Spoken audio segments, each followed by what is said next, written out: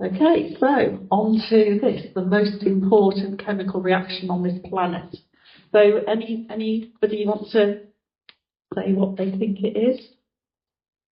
Yes, it is. It's photosynthesis. Got to be. Okay. Chemists and physicists, I'm sure you can come up with something and sort of say that I'm wrong, but I'm not. I'm right. And I do qualify, I do say on this planet. Okay, so there's chemical reactions going on that probably are important universally, but on this planet, this is the most important. And this evening I want to tell you why. Okay, but no contest whatsoever, this is it. And by the way, the second most important chemical reaction? Turning water into alcohol. Well, funny enough, thank you for that. You're not far off because it is respiration. And of course, I'll come back to that point later on, you'll see. Okay. So, let me tell you why. Okay. But first of all, let's just say what it is. What is photosynthesis? Now, if Philippa was here, she'd want me to go into all that detail, but I'm just going to do it just really simple, just the basics. It's basically carbon dioxide from the air, so a simple element, chemical from the air, and then said element then. Okay. And water from the soil, so two simple compounds that there's loads of it. They react together using light energy, and it produces glucose and oxygen. So that's basically what it is. The light energy comes along and breaks down those compounds and forms these two new things. So basically it's synthesis, making using light, hence photosynthesis. Okay, not very imaginative, it says exactly what it is. But chlorophyll is also needed, which is a pigment, and pigments absorb light. That's what chlorophyll's job is, to absorb the light so it can be then used. So it basically takes place in the chloroplast of the cells in the leaf. Now, I will mainly talk about plants, but photosynthesis also takes place in other things as well, as we'll see. Okay, so basically anywhere green on the plant, photosynthesis can take place. Okay, so here's a nice diagram. I told you it'd be simple. This is GCSE level. And no matter what happens, the sun always gets drawn with a silly smiley face. Okay, and even water's got a face. But basically, that's what it is. Carbon. Oh, I've just noticed. Look at this. Do you know, I've used this slide loads of times. And I've never noticed that. Right. It's just jumped out at me today. Good grief. Okay. I didn't make the slide. I nicked it. Bit more complex to show it really is. There is complexity to it. This is a chloroplast, and there's lots of other things going on as well, but I'm going to just stick to the basics. Okay. Right. So, carbon dioxide plus water produces glucose and oxygen, and light is involved. That's really important. Light is there. So then do a proper chemical equation and balance it, of course. So it's nicely balanced. And you can see that basically what's happening is the light is zapping the carbon dioxide and the water, breaking them apart, and then rearranging the elements into glucose and then oxygen, the molecule oxygen. Okay. Photosynthesis. This is a cross-section through a leaf. Oops. Bit more complicated. You can see, I mean, leaves are only thin, aren't they? But so this is going on in that section through the leaf. And if I show you a simpler diagram, this is a bit nicer. You've got the upper epidermis, the lower epidermis, and then you've got this layer here with the palisade mesophyll. This is jam-packed full of cells, full of chloroplasts. This is the main place where it all takes place. And then you've got the spongy mesophyll, spongy because it's got loads of air spaces so that the gases can circulate. Carbon dioxide can get in, and unfortunately water can get out, but that's a different story. And then you've got the guard cells, which form a stoma, which is a hole. Stomata is the plural, and that allows carbon dioxide in and unfortunately water out. But as I say, losing water is a different story altogether. Then the xylem and phloem are the tubes. The xylem that allows water to come from the roots to get to where it's needed, the leaves, and the phloem takes away the sugar. Okay, so that's the plant. Okay, nicely set up. But you've also got photosynthesis taking place in very simple living things. This is cyanobacteria.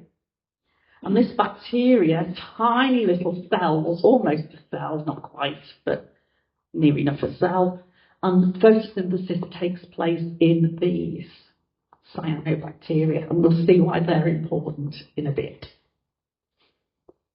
Okay. So what is respiration? Just link it through. The release of energy from glucose. In the presence of oxygen, it's the efficient release. So if oxygen's present, loads of energy, the maximum amount of energy could be released. As energy sort of chemical reactions are, this is quite an efficient one. Photosynthesis and respiration are quite efficient with energy transfers. Carbon dioxide and water are produced along with the energy that's released. And this takes place in a little bit of a cell called the mitochondria. Okay, so, glucose, just moving up slightly, plus oxygen. Then you've got carbon dioxide plus water. Does that look familiar or does that look familiar? Okay, so again, nice chemical equation. So it's basically the reverse of photosynthesis. Okay, nicely balanced. Okay. So we've told the students, you learn it one way, you've got it, because it's both, it's easy to learn. It's just the other way round. It doesn't make sense, does it? Why go to all that trouble if it's just the same? So this is aerobic respiration.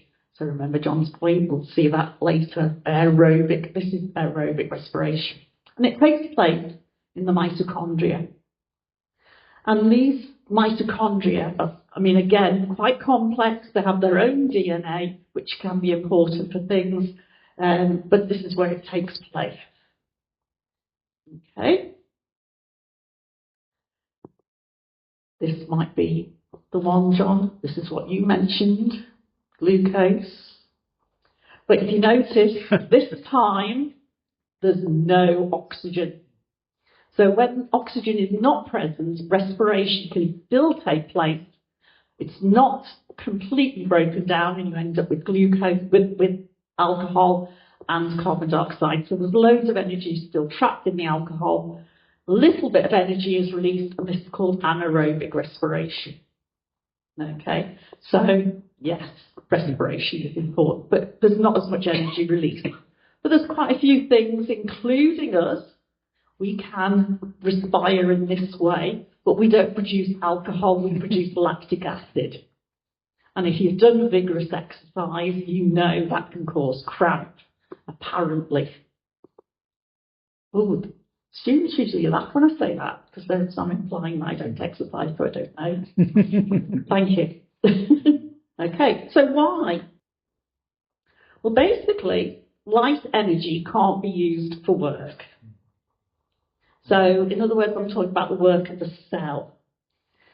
Chemical energy can. So you can store the chemical energy, you can use it, and in this case, plants will use the energy to do work. Things like making new substances, so growing, making other things, all the things that are necessary. And in fact, they only need to take a few extra elements from the soil, minerals, and with the glucose, mixing all those up, breaking up the glucose, they can make everything they need.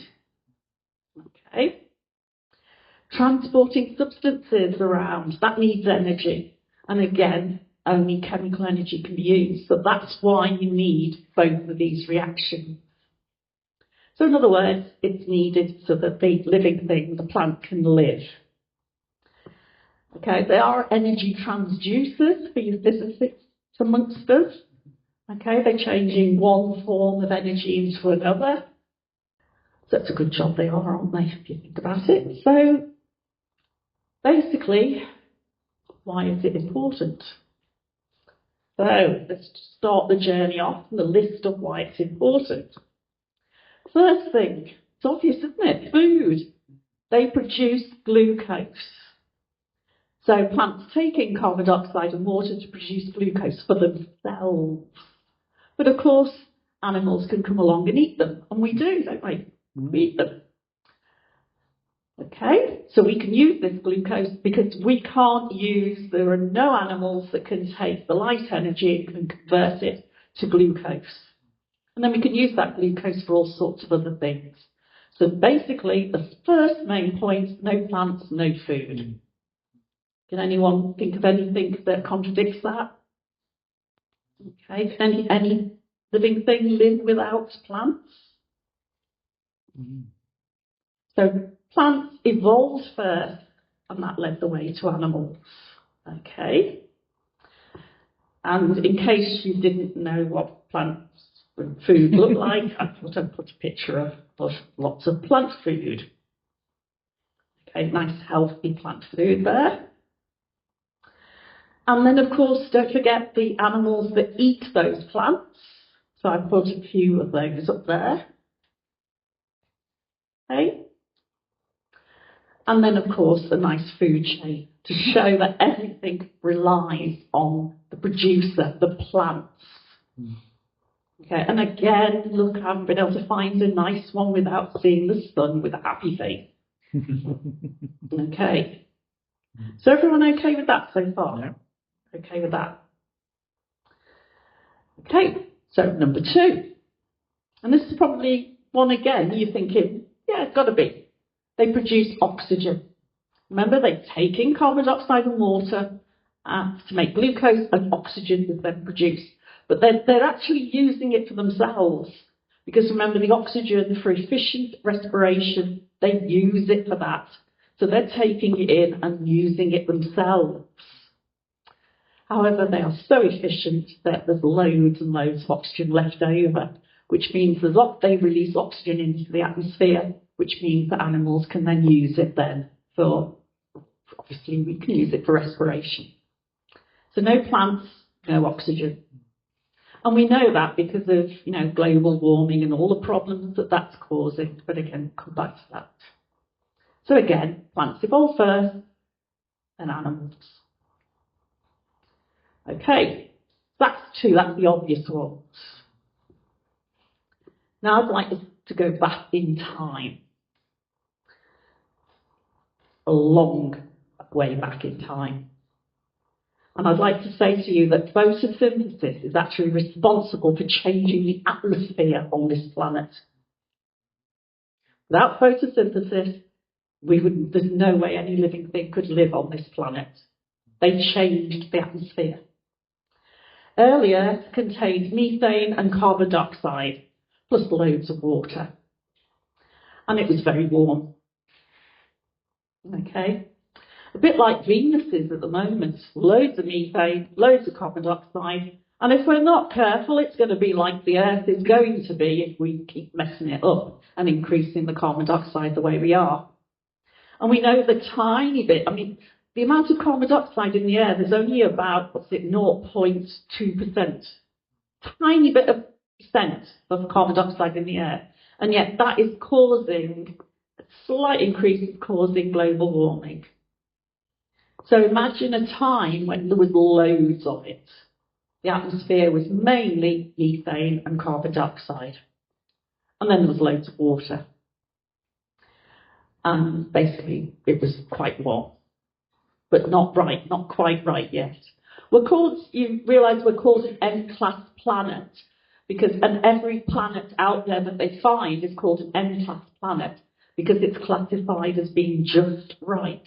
I don't know why, it's the M right in the middle of the alphabet, isn't it? So they chose, so the M plus one M, just right. But there wasn't any lines to begin with. Now, over time, because of all those things I talked about with evolution, all the coming together of the chemicals, and DNA was produced, and you've got all the chemicals and cells, simple organisms evolved first. Right? Now, we're talking a long period of time. Now, it's actually thought now that they could actually use the chemicals that were there and produce and live, just the chemicals around them. And we know that because of thermal vents now. So this is, again, it's quite a new thing. The deep thermal vents in the ocean, they've actually found living things that can live down there, food chains that exist, but there's no light. So there's no photosynthesis going on down there, but there are living things. But they're not very efficient. They're long-lived. They don't produce very much. So there's very small numbers, okay, and not much variety.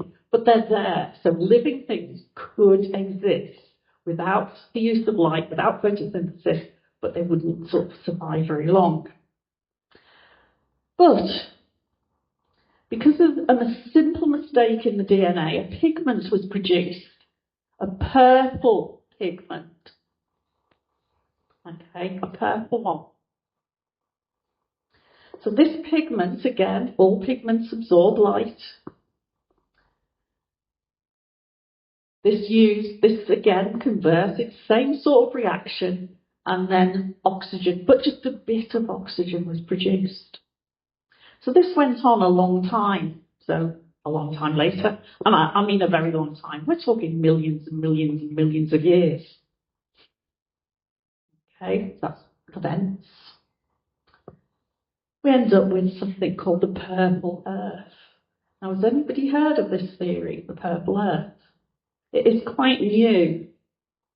Well, when I say new, 2007, it's new to me.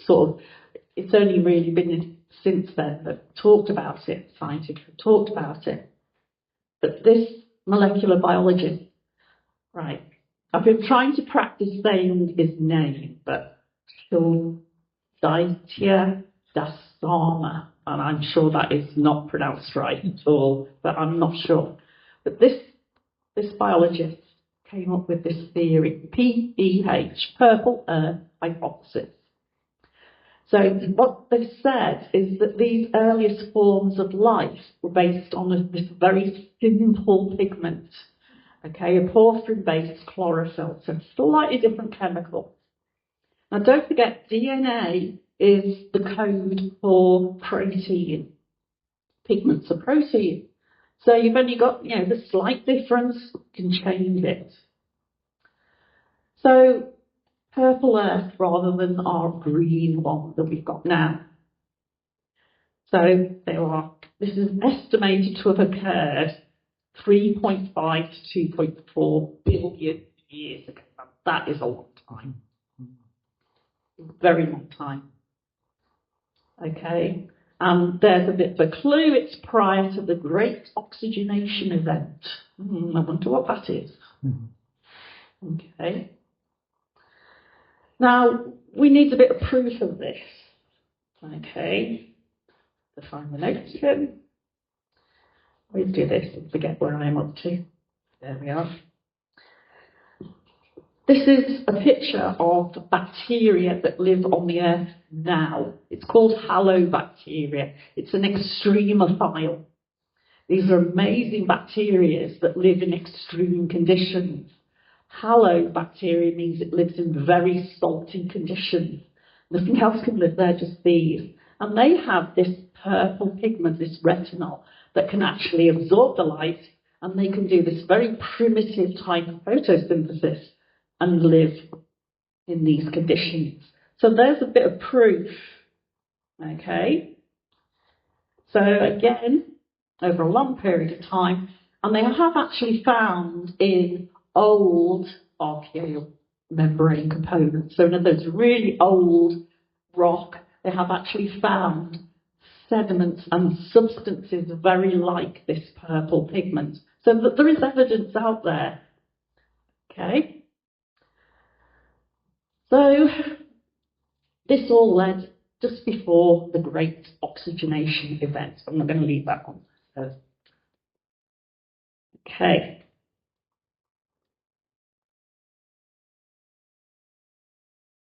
But then what was amazing was a very simple change in that pigment, change in the DNA, change in the pigment gave us a green pigment, chlorophyll.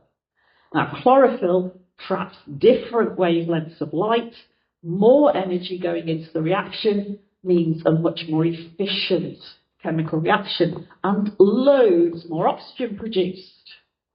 This is the oxygenation event, because this would be taking place over a very, very long period of time. No animals around, just these very simple organisms that could just photosynthesize, that's all. So basically they were using up loads of the carbon dioxide, producing loads of oxygen, so over a very long time, and I mean a long time, the atmosphere changed. So you can see all the carbon dioxide being used up, all the oxygen being produced, that changed the atmosphere, okay, which meant it was the right conditions and it allowed animals then to evolve. So other living things could then evolve and could live then because oxygen was available. Oh, and it was cooler as well. So that's a really big positive point as well. Okay? Is everyone okay with that? So that's really important. The thing to realise is it took place over a very long period of time. Okay, so a bit of a recap. I'll keep doing that, sorry. So food, oxygen and atmosphere. Okay? Anyone think of any other reasons apart from anything else? Chlorophyll is so important in the chloroplast. It's actually thought that these small living things, these small bacteria, became sort of specialised chloroplasts and then were absorbed into other cells and that formed plants. So they actually thought they started off. Same with the mitochondria.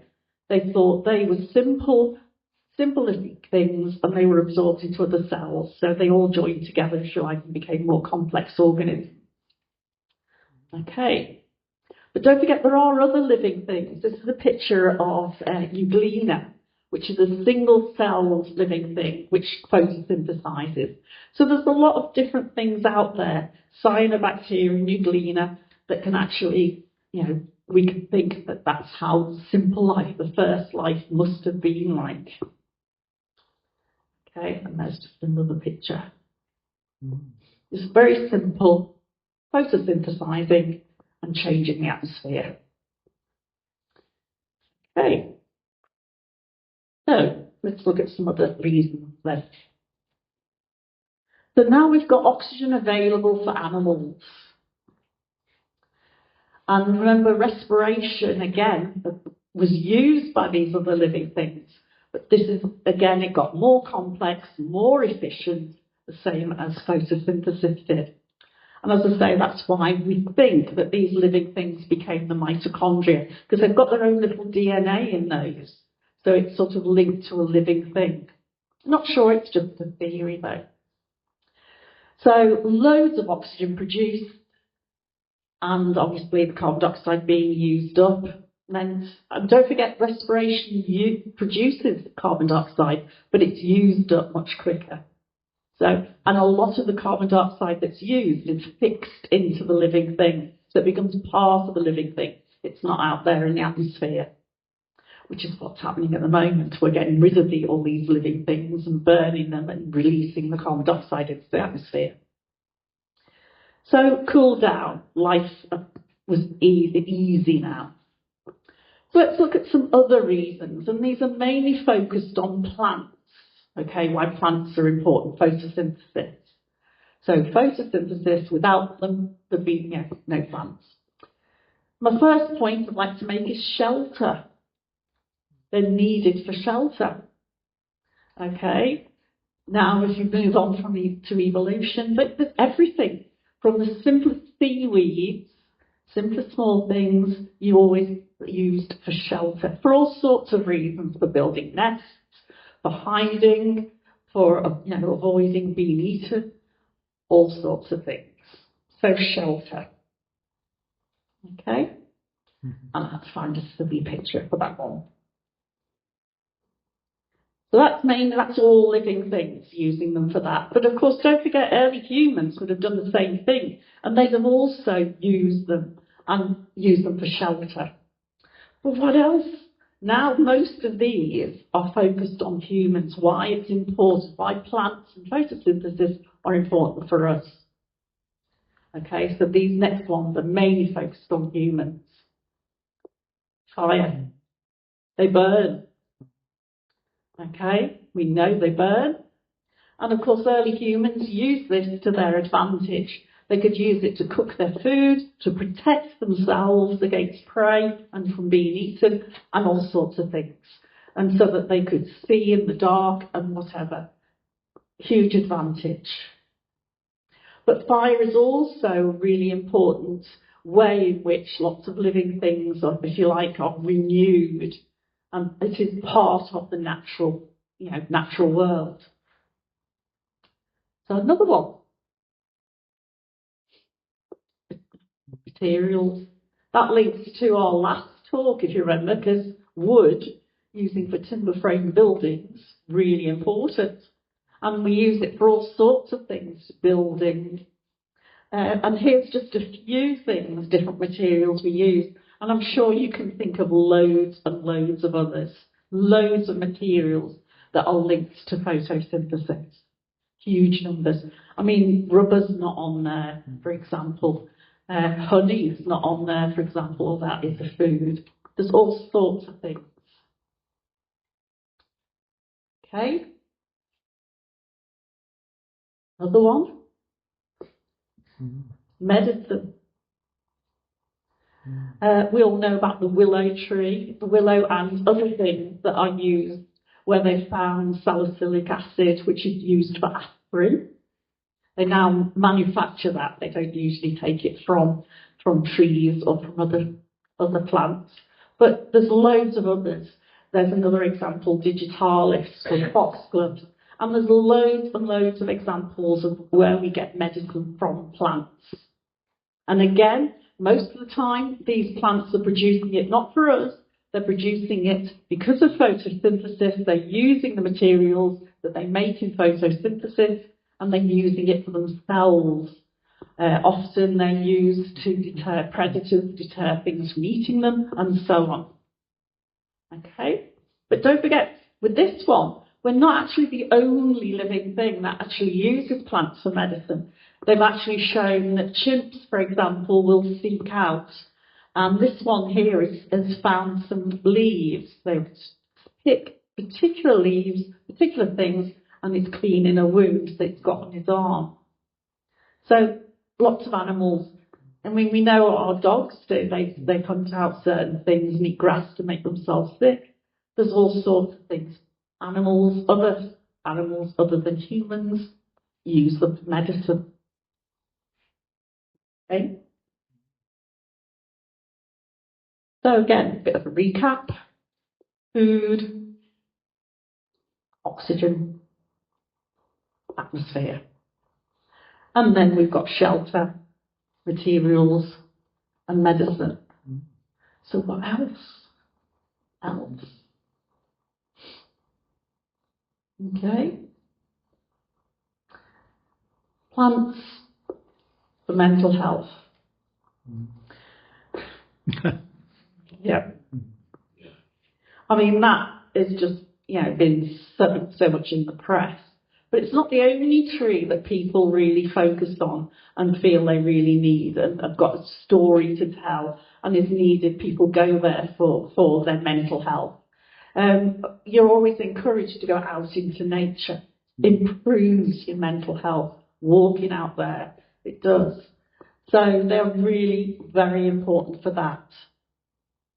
And there's loads of examples we could find for that one.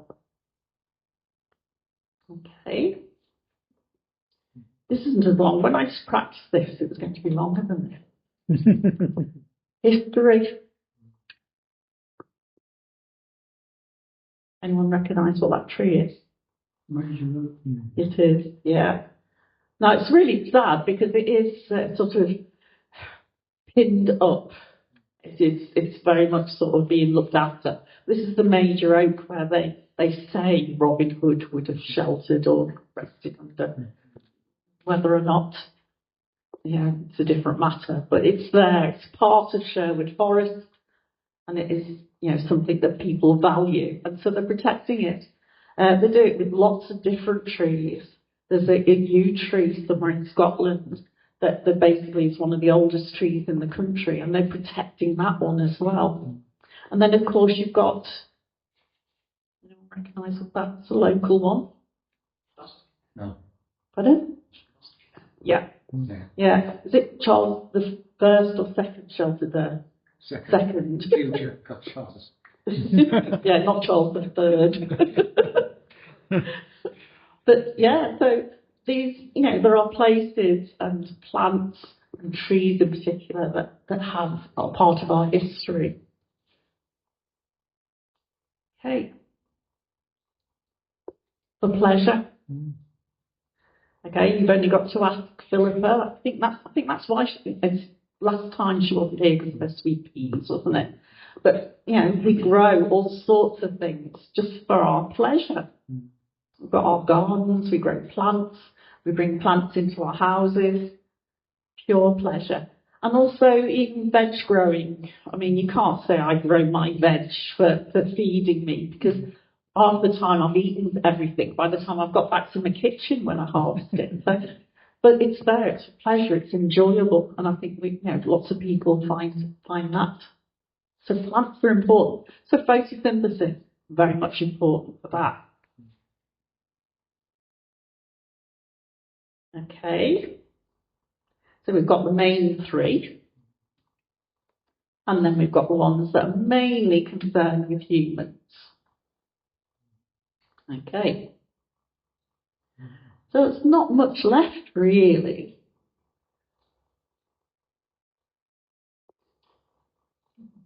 Sugar. Thank you, you spoilt it.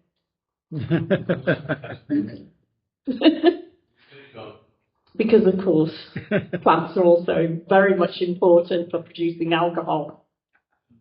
No photosynthesis, no glucose, so no sugar, no, okay. All right. And really, I think my last one, it's going to be a short one. Last one. This is why we should save this planet. I heard that. You know me too well. Who knows what that is? Yeah. Yep. I have it on my fridge, Save the Planet. It's the only one with chocolate. So, I mean, and you could pick on lots of different things. Plants are really important. Photosynthesis is really important. And we may joke about it and a bit picky on those last few. But you've seen those first ones. They're really important. Food and oxygen. The link there is, you can't question that. And the atmosphere. That's just amazing how the atmosphere has changed, how it really changed the atmosphere over a long period of time. And then we've got the other things for shelter, materials, medicine, mental health, history, pleasure, and then, of course, alcohol and chocolate. Okay. So basically, that's what we'd look like without plants. And that's with plants. So, what's the most important chemical reaction on this planet? Everybody? Photosynthesis and respiration. Photosynthesis. Okay. Yeah, and respiration comes obviously a close second.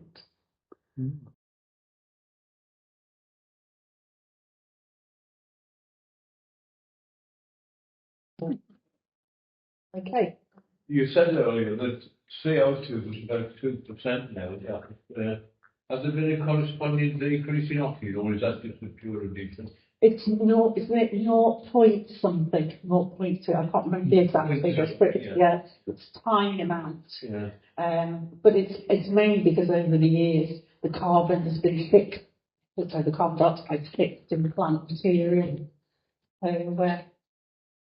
So that's another use.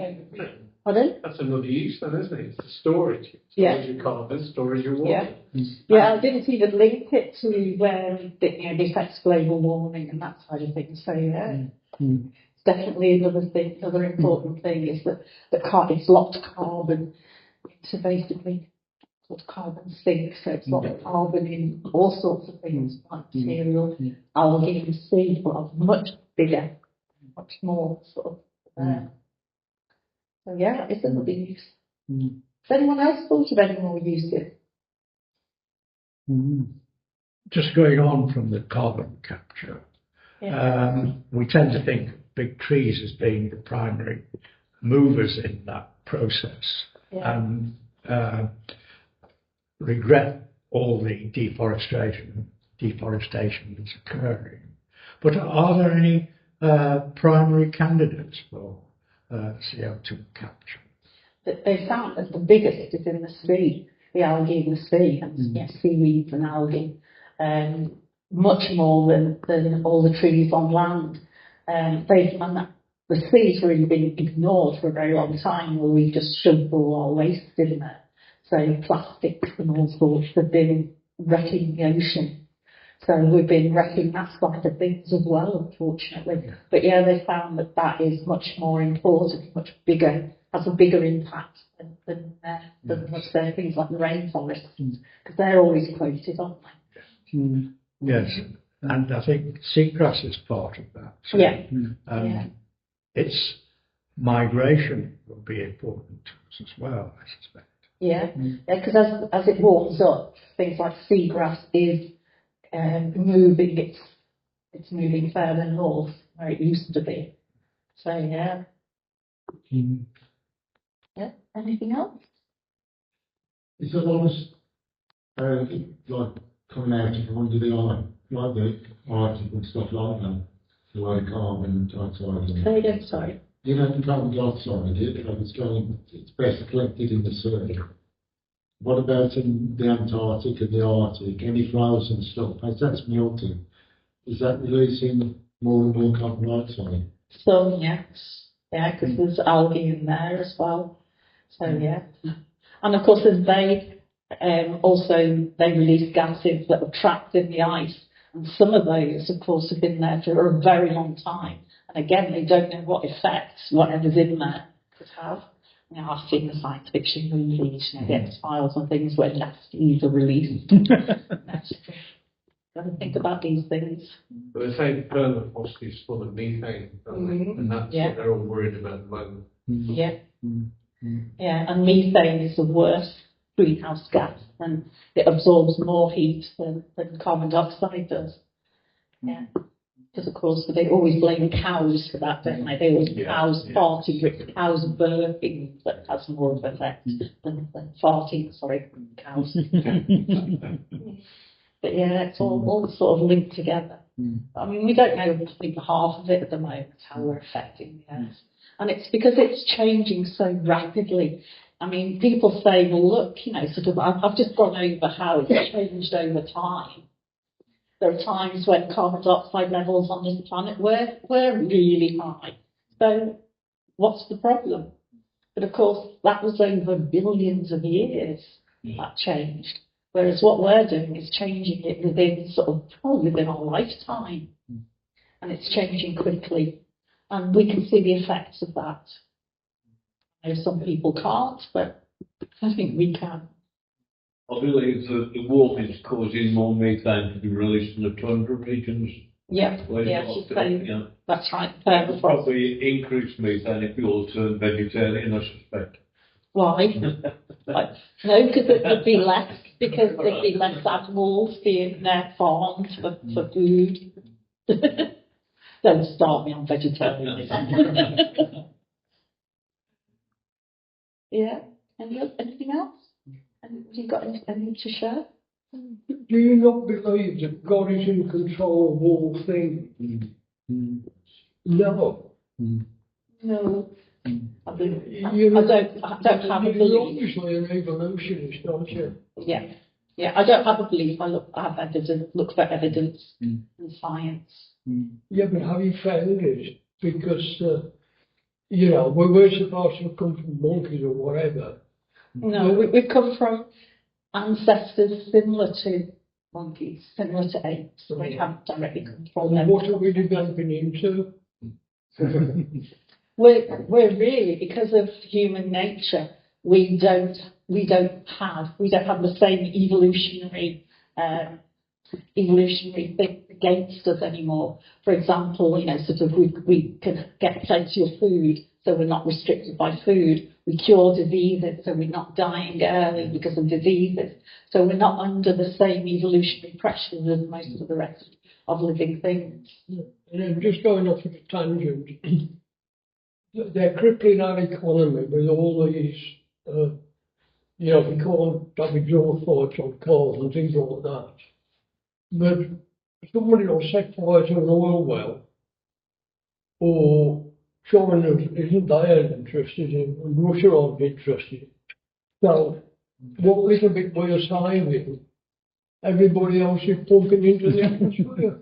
Yeah, I mean, sort of this country has historically already been responsible for putting a load, industrial revolution, we put loads in the atmosphere already. And China are using a lot of better power stations, so more fuel efficient. So, yeah, but you're right. And a lot of the time we're told as individuals to do little things. And sort of makes us out to be responsible, where the people who really can make a difference are burying their heads or thinking about not spending the money. Yeah, sure. Yeah. I mean, it's the same with nuclear, isn't it? I know one or two people that used to have worked in nuclear industry, and they say I was absolutely 101% safe. I don't disagree with them. But that's only when it's working correctly. When somebody drops a bomb on it, or somebody presses the wrong switch in the power station and blows the roof off, it's not safe then. Yeah, they are a lot safer and a lot cleaner than they used to be. A lot more efficient. And they could make them smaller as well, so they're less sort of problem. And so, yeah. So, and of course they're cleaner because they don't produce the carbon gases. But yeah, you're right. It's like producing solar panels. Lots of issues with that and getting rid of them. They're a lot more efficient now than they used to be. Wind turbines, the same. I mean, look at the effect that they can have on wildlife. So, we've got to sort of balance, and we've got to look at the big picture and try and sort of try and do things that aren't going to have a big effect on the environment. But again, it is out of our hands, but we can do a lot. We have, individuals have changed a lot in the past, so hopefully we carry on of the revolution. For the better.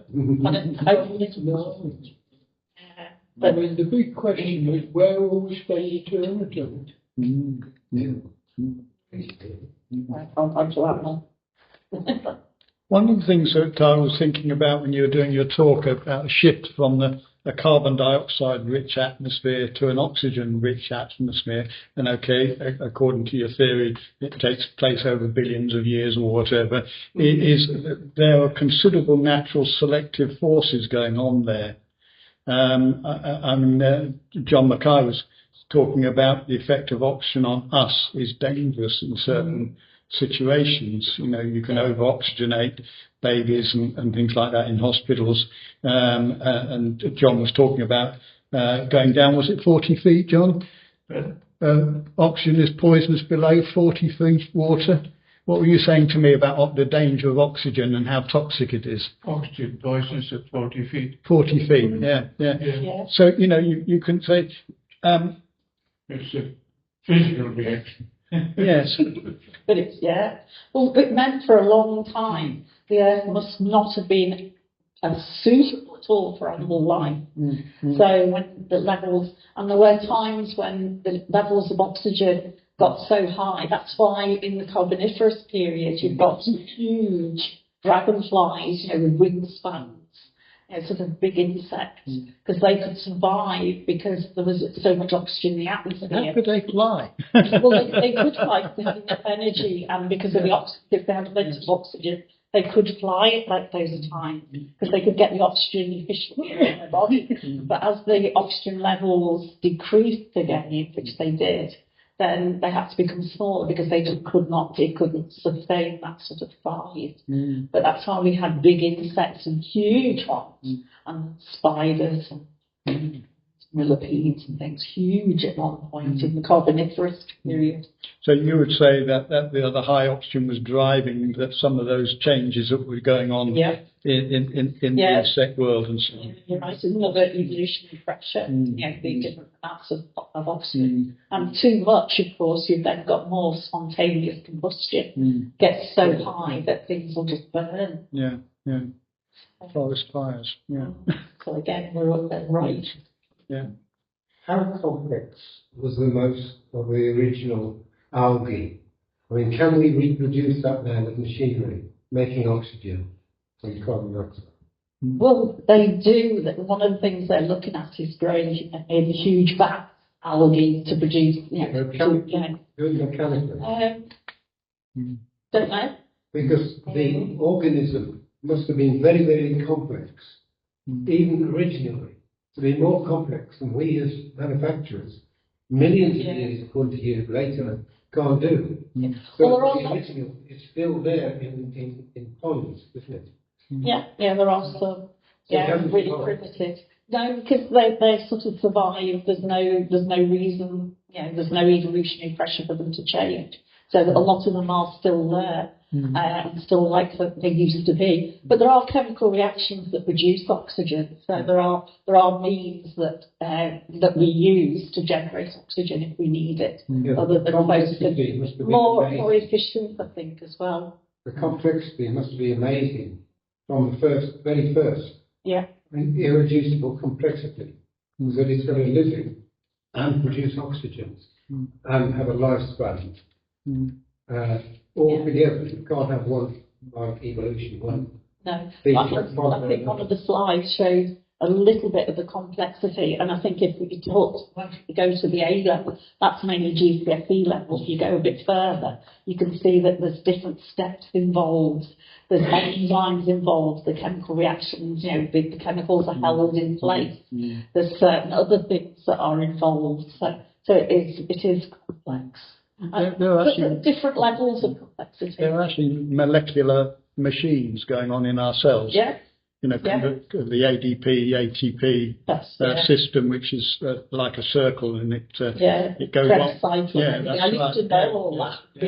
I couldn't do that anymore. But I mean, the complexity. I said this when I did my talk on yeast, and I did show a slide. I tried to pull it up today, but unfortunately no internet, I couldn't download the slide. But the complexity of respiration and photosynthesis is sort of like the reverse.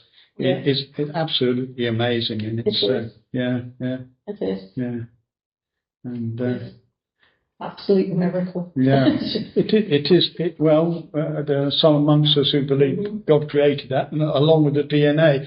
What fascinates me is the universality of DNA in every living thing. And what came first, the living things or the DNA? That's it. I know. It is really difficult to think of it as a random, sort of bunch of chemicals getting together and looking at everything, and it is. Didn't say that, actually, but that's what you believe, isn't it? Random things came together to produce all these highly complex figurative things. And then you say that's difficult to believe. It is. I mean, I can accept that can happen. I've seen, things like it. I've seen lots of evidence for it. People have tried to, to do it in the lab and things like that, and they have succeeded. But getting together and making things like amino acids, which are really complex, in a short time. So, yeah. Is that not keeping together the things that already exist? Rather than things evolving from nothing, produce those things and then... Well, it didn't evolve from nothing. It evolved from simple elements. So the different elements got together, like carbon and oxygen, together to give carbon dioxide, and then obviously got lots, 6 carbons can come together with, 6 oxygens and 12 hydrogens to give you glucose in a certain way. And because of the makeup of carbon and oxygen and that, it arranges in a certain way, things like that. That's linking to chemistry. Complexity. Yeah. Okay. Well, I think it's been a fascinating talk, and it's quite can be controversial, but I don't think it needs to be. We can see photosynthesis, we can see respiration. We're all doing that now, and we all eat our vegetables as we're recommended to do, and those are able to work in such a way that everything is works just right. You talk about these M-class planets, as it were. Yeah. Well, this is a very special M-class planet. We're lucky to be part of it and alive in it. And so it's been quite a fascinating evening. Thanks for being But I feel like I've enjoyed doing it. Thank you.